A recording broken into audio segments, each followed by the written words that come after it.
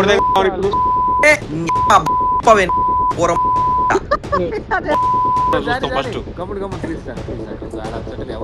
ఈ మధ్య కాలంలోని సోషల్ మీడియా వచ్చిన తరువాత ఏదైనా ఒక ప్లాట్ఫామ్ ఉంది అని అంటే దాన్ని మనము సమాజానికి ఎంతవరకు ఉపయోగపడుతుంది, సమాజంలోన ఎవరిని ఎలా ప్రొనౌన్స్ చేయాలి అనేది ఒక పద్ధతి పాడు ఏడ్చి తగలడని అన్న విషయము చాలా మంది మర్చిపోతూ ఉన్నారు. ఈ సోషల్ మీడియాలో ఎవరైతే పోస్టులు చేస్తున్నారో చాలా మంది వార్తలు కవర్ చేసే వాళ్ళైనా, లేదంటే ఏదైనా ఒక అంశం మీద మాట్లాడే వాళ్ళైనా, దేనికి సంబంధించి మాట్లాడే వాళ్ళైనాను ఏదైనా ఒక దాన్ని చెప్పేటప్పుడు ఒక వ్యంగ్యాత్మకంగా నార్మల్ గా చెప్తే పర్వాలేదు కానీ బూతులు ఆడడం అనేది దారుణమైన పరిస్థితి తయారైంది. అసలు ఇష్టం వచ్చినట్లు ఆడపిల్లల్ని ఇప్పుడు న్యూస్ ప్రెజెంటేషన్ చేసే వాళ్ళని కూడా వాళ్ళ ఒక బాధ్యత హితమైన ఒక బాధ్యతకి సంబంధించిన వాళ్ళు ఒక పొజిషన్ లో ఉన్నారు. వాళ్ళు ఏదో పబ్లిక్ కోసం కొంత ఏదో చెప్తూ ఉన్నారు, ఏదైనా ఒక దాని పనికొచ్చే మెసేజ్ ఉంటుంది దానిలోనే అని చెప్పేసి కొంచెం కూడా ఆలోచించుకుంటాను. దాని కింద కూడా అసలు అక్కడ ఉన్నది ఆడపిల్ల మగపిల్ల అని లేకుండాను ఇష్టం వచ్చినట్లు అసలు బూతులకి సంబంధించిన మెసేజ్లు పెట్టడం అనేది అయితే మాత్రము చాలా బరస్ట్ విషయం కనిపిస్తూ ఉంది ఈ విషయంలోనే. ఇంతే కాకుండా ఏ విషయాన్ని తీసుకున్నాను, ప్రతి విషయాన్ని కూడాను ఏ సబ్జెక్ట్ తీసుకున్నాను, ఏ ప్రొఫెషనల్ లో ఉన్న వాళ్ళకైనా కూడాను ఏదైనా సోషల్ మీడియాలో కనిపించారని అంటే మాత్రం ఎవరికి ఏది తోస్తే వాడి నోటికి ఏది వస్తే అదే మాట్లాడేస్తూ ఉన్నారు. ఎవరికి అసలు అది భూతా లేకపోతే ఏం మాట్లాడుతున్నాం, మనం విచక్షణతో మాట్లాడుతున్నామా, మనం కూడా ఇంట్లో ఒక ఫ్యామిలీ అమ్మ అక్క చెల్లి నాన్న మన బంధుమిత్రులు ఉంటారు, అత్త మామ అందరూ ఉంటారు బంధుమిత్రులు, వీళ్ళల్లో కూడా ఆడపిల్లలు ఉంటారు అన్న విషయం మర్చిపోతూ ఉంటారు. అసలు మీరు బూతులు పెట్టాల్సిన అవసరం ఏముంటుంది మెసేజ్‌ల్లోని.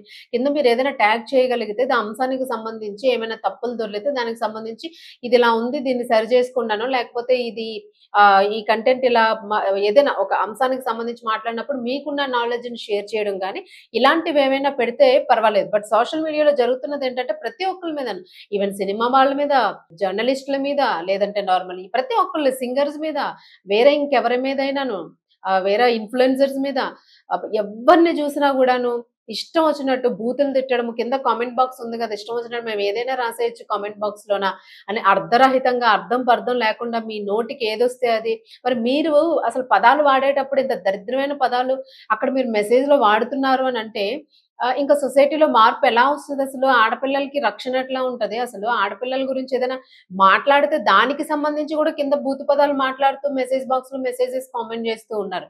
మరి దీనికి సంబంధించి ఇష్టం వచ్చినట్టు సోషల్ మీడియాలో ఎవరైతే రెచ్చిపోతూ ఉన్నారో వీళ్ళందరూ మాత్రము చాలా వరకు మారాల్సిన నేపథ్యం అయితే ఉంది ఖచ్చితంగాను.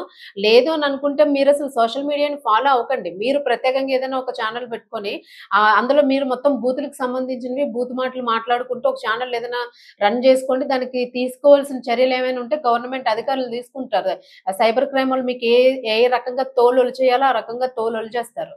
బట్ ఏంటంటే మీరు ఒక సోషల్ మీడియాకి సంబంధించో లేదంటే ఒక నటీనటులకు సంబంధించో దేనికి సంబంధించి అయినా సరే మీరు ఏదైనా ఫాలో అవుతున్నారు అని అనుకుంటే ఫాలో అవుతున్నప్పుడు మీరు దానిలోన ఏదైనా మీరు ఇవ్వగలిగిన సలహా ఏదైనా ఉంటే పోస్ట్ చేయండి తప్ప మీరు బూతులు మాట్లాడడానికి కింద కామెంట్ బాక్స్ ఇవ్వడం లేదు సోషల్ మీడియా. ఫస్ట్ అది గుర్తుపెట్టుకోండి ఎవరైనా కూడా పెట్టేటప్పుడు.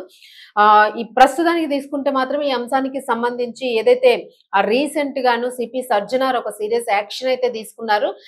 ఏ విషయం మీద తీసుకున్నారు ఈ యాక్షన్ అనే విషయానికి వస్తే ఇప్పుడు ప్రపంచం మొత్తం సోషల్ మీడియా మీదే నడుస్తుంది అనేది అయితే 100% వాస్తవము. డిజిటల్ అండ్ సోషల్ మీడియా అనేది ప్రతి ఒక్కరికి అలవాటైపోయిన అంశము. ఏది చెప్పాలన్నా ఏది అభివర్ణించాలన్నా దేనికైనా ప్రతి దానికి ఎగ్జాంపుల్ గాని సోషల్ మీడియానే యూజ్ చేసుకుంటూ ఎవరి పైచాలాలు తీర్చుకుంటా ఉన్నారు. కొంతమంది సోషల్ మీడియాని మెసేజ్ ఇవ్వడానికి వాడుతూ ఉన్నారు. సొసైటీకి పనికొచ్చే విధంగా ఏదైనా పనికొస్తుందేమో అని చెప్పేవాళ్ళు ఉన్నారు. ఎడ్యుకేషన్‌కి సంబంధించిన వాళ్ళు ఉన్నారు. లేదు అనంటే ఒక సైంటిస్ట్‌లకి సంబంధించిన వెబ్‌సైట్స్ ఉన్నాయి. అలా రకరకాలు ఒక చదువుకి సంబంధించి ఒక భాషాపరమైనవి లేదంటే ఒక డాన్స్ క్లాసెస్ చెప్పడానికి ఇట్లా ఏవైనా ఒక వృత్తిపరంగా ఇలా ఏదైనా ఒక్కొక్క సెగ్మెంట్‌కి సంబంధించి సోషల్ మీడియా ప్లాట్‌ఫార్మ్‌ని వాడుకుంటూ ఉన్నారు.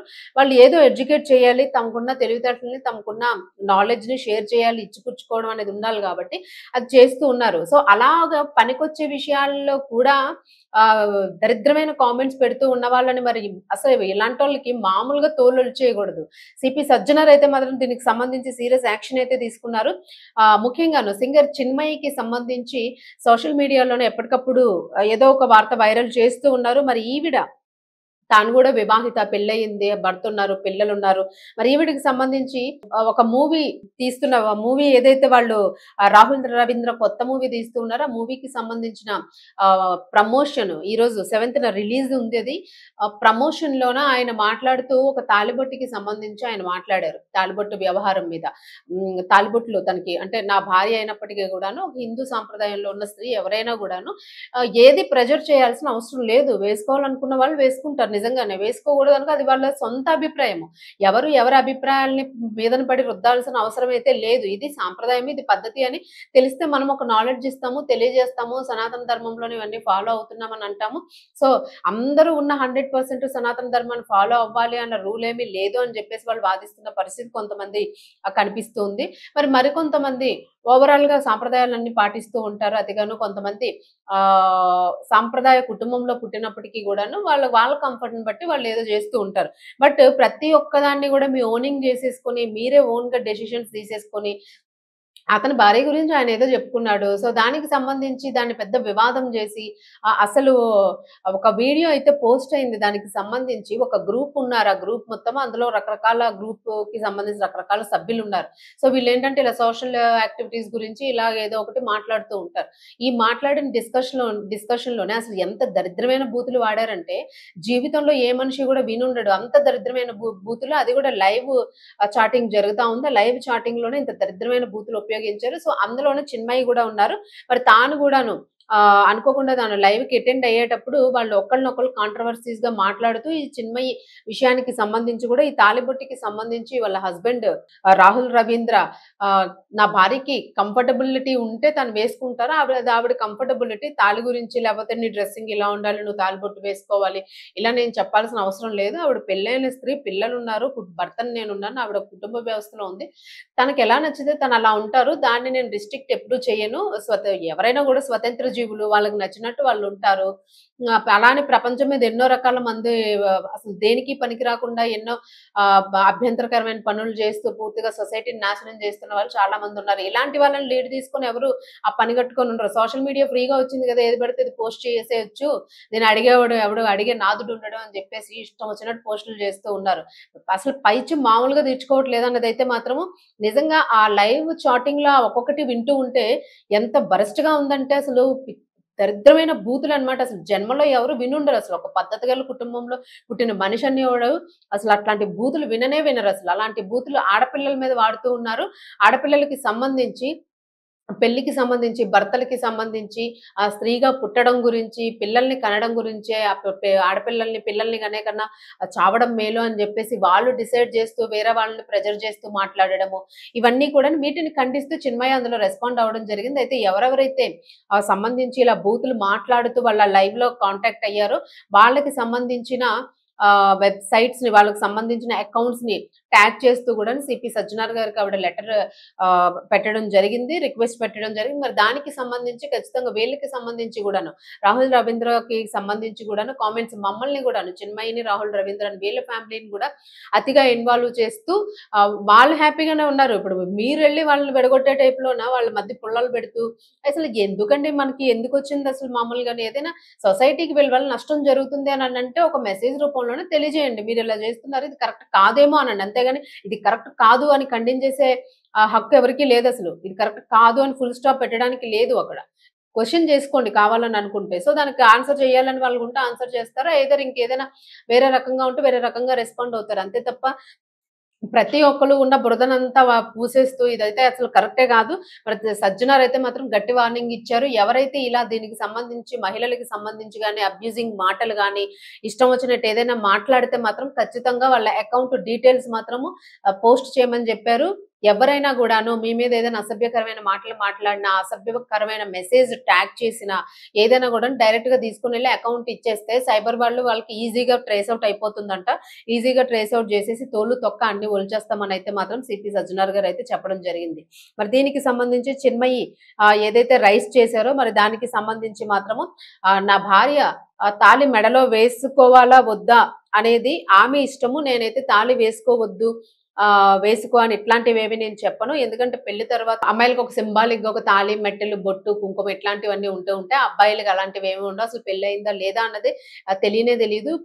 అమ్మాయిలకైతే ఈజీగా తెలిసిపోతుంది. సో, ఇలా ఏదో నార్మల్ ఇవి ప్రపంచం మీద ఎన్నో కొన్ని వందల సార్లు చాలా మంది ఈ విషయాలు మాట్లాడుతూనే ఉన్నారు.